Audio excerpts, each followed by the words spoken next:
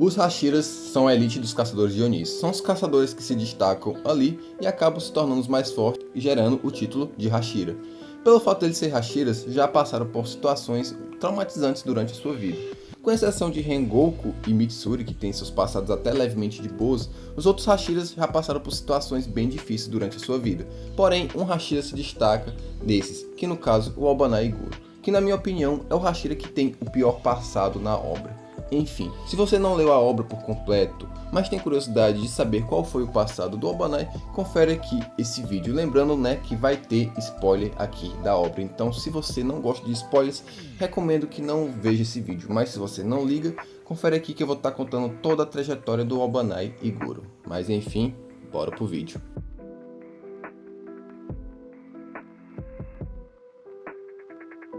O Abanai, ele nasceu numa família que só tinha mulheres. Todo o seu clã era formado por mulheres e os homens que nasciam nessa família eram sacrificados. E bom, você deve se perguntar, como é que o Abanai e as outras crianças desse clã que eram mulheres nasciam? Bom, eu acredito que as mulheres do clã do Abanai simplesmente pegavam os homens ali desprevenidos, dava aquela seduzida ali de leve e depois que elas usavam eles, vocês sabem muito bem para quê, mandavam eles de base. E isso acontecia também com os bebês que nasciam homens nessa família.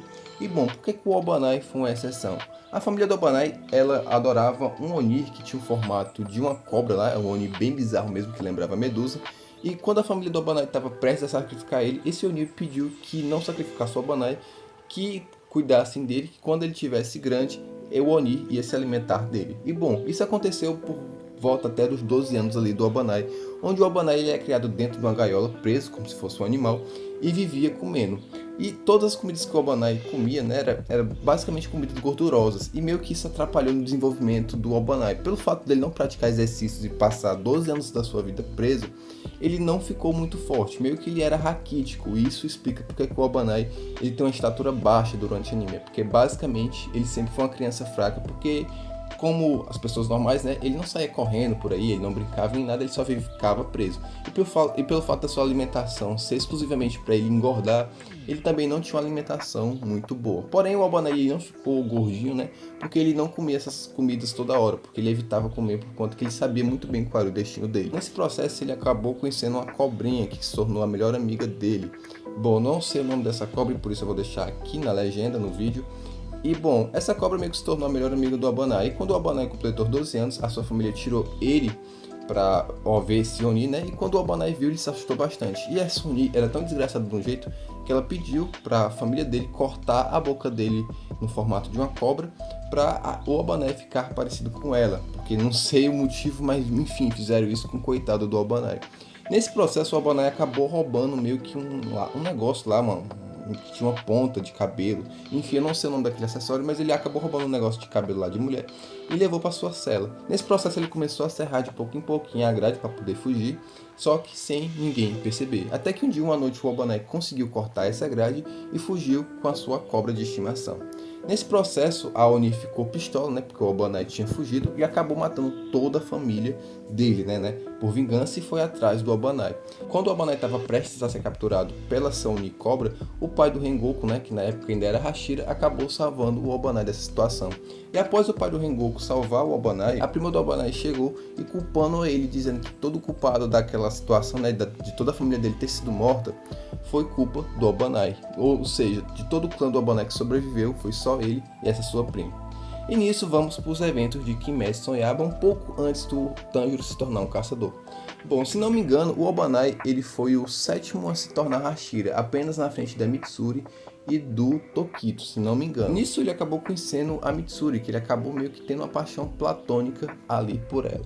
Porém, o Abanai nunca teve coragem de se declarar para ela naquele momento, Ele dava alguns presentes, dava comida, chamava ela para sair para ir comer.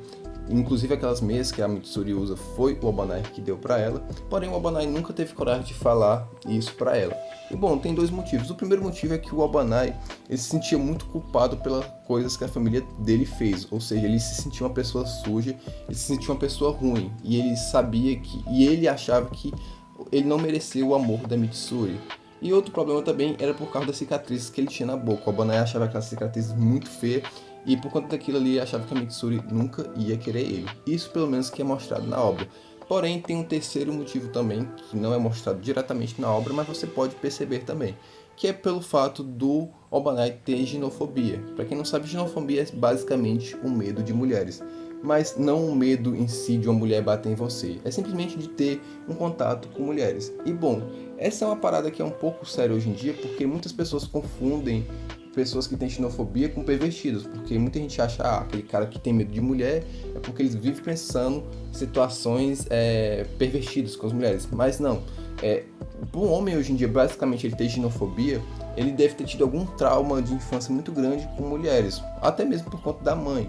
Mas, tipo, eu já conheci casos, né, de caras que já foi abusado por garotas quando era mais novo e tal, por garotas mais velhas, e acabou meio que tendo esse pouco de medo de mulheres. Assim, eu, sinceramente, eu sou um cara meio travado para interagir com mulheres, mas não ao ponto de ter medo. Mas, enfim, eu acho que eu sou um pouco também tímido. E isso é uma parada que até que eu me identifico com o Obanai, porque hoje em dia não, porque eu já tô um pouco mais velho, mas quando eu era adolescente ali, nos meus 16, 15, 17 anos, cara, eu era muito travado pra falar com mulher bonita. Mas, cara, isso é uma parada que eu achei interessante ser mostrado na obra, porque não é mostrado diretamente, mas se você for uma pessoa mais detalhista, você percebe que o Obanai tem ginofobia.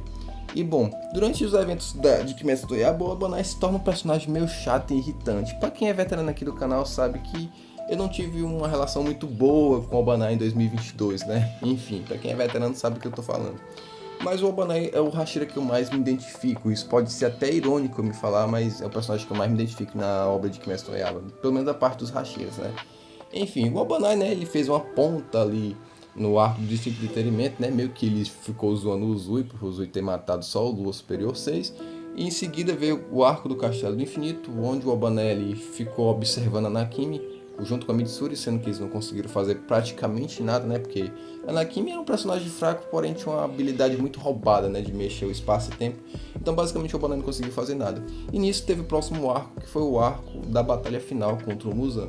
E aí tem um ponto que eu queria abordar em outro vídeo, porém eu vou estar citando aqui também, que foi um problema da autora, né? Como vocês viram, o Obanai apareceu poucas vezes na obra. Sendo sincero, ele só apareceu lá naquela reunião dos Hashiras, né, quando vão decidir se vão matar Nezuko ou não, fez uma ponta ali no Distrito de Entretenimento, teve um mini arco de treinamento dele, né, acho que basicamente isso foi só 2 capítulos, que é o treinamento do Obanai, ou até um capítulo, não lembro muito bem, e teve a pequena luta dele ali contra a Nakimi e teve a batalha final, né. O Obanai basicamente foi o único Hashira que não teve uma luta séria antes contra o Muzan. E meio que isso deixou a autora meio desesperada e tinha que dar um destaque pro Obanai. E bom, o Obanai meio que foi o Hashira ali mais útil, entre aspas, na batalha final. Porém, uma coisa que a gente temos que admitir que isso aí foi forçação de roteiro. Como eu falei no começo agora do vídeo, né? O Obanai, ele é raquítico e ele não teve um bom desenvolvimento do corpo por conta da sua má alimentação e pelo fato também de não praticar exercícios quando era criança. Isso prejudicou o seu desenvolvimento. E sabemos que Kimetsu no Yaiba, ele é uma obra que é puxada pro lado realista, tá ligado? Tipo, se você é mais forte fisicamente, basicamente você é mais forte, até porque as respirações de Kimetsu no Yaiba, elas não são superpoderes, elas são técnicas. Isso já foi confirmado pela autora, até inclusive, por exemplo, a respiração do Rengoku, que tem fogo, ela não sai fogo de verdade, aquilo ali é só uma demonstração. Enfim, e o Obanai ter despertado a Lâmina Carmesim no final da obra, por ele ser um Hashira muito forte, e o Sanemi, e o Gyomei e o Tomioka não, foi uma forçação de roteiro basicamente para dar um destaque maior ali pro Obanai.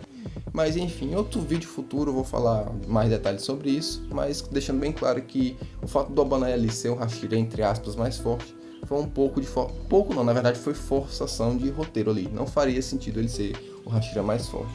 E bom, depois da batalha final ali, o Obanai acaba ficando cego, ele dá um bom suporte ali pro Tanjiro quando tem a luta do Tanjiro contra o Muzan, e no final disso a Mitsuri acaba sendo gravemente ferida e o Obanai também, como já estava bastante ferida, acaba indo pro lado dela para confortar ela, né, e todo cuidar dela. E nesse momento é um momento, acho que quando for adaptado pro anime vai ser um dos momentos mais tristes de Kimetsu no Yaiba, é basicamente quando o Obanai se declara para Mitsuri falando que queria se casar com ela e ter filhos com ela em outra vida, né, queria viver um amor junto com ela depois que ele se reencarnasse, porque ali eles iriam morrer, até porque o Obanai já estava cego e já teve vários cortes pelo corpo.